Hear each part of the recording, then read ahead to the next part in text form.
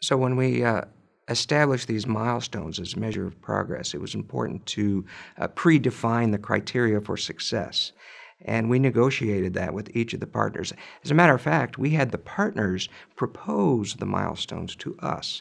Instead of having NASA dictate what these incremental steps would be, we gave them guidance that said we are contemplating periodic payments, but only based on positive performance and after the fact, after the performance. We wanted that skin in the game from the partners, and we wanted to see the partners perform, and then they would be reimbursed for their performance. In setting up the milestones, we gave them guidance of measures of progress, typically quarterly, at least once per quarter throughout the program. We asked the partners to propose. We were looking for more hardware-based performance, less paper, more hardware and testing based. Early on in the programs, it's not unusual to have design reviews, requirements reviews, and those also occurred in our schedule of milestone payments. But then we focused more on the hardware development and testing. Equally as important to the technical milestones was a financial milestone progress.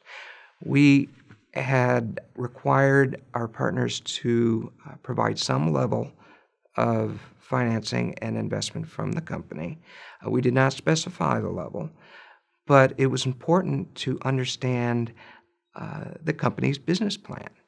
And this is something that NASA is not too familiar with. We're very good about technical due diligence, but understanding a company business plan is not something we had a great deal of expertise. So we hired a venture capital consultant to help us determine what the elements of a business plan would be to ask for in the proposal, and then, more importantly, how to evaluate that data in the business plan.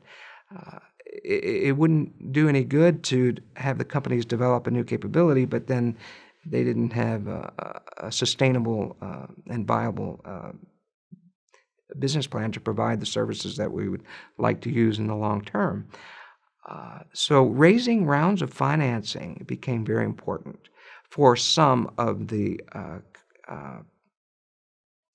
commercial partners.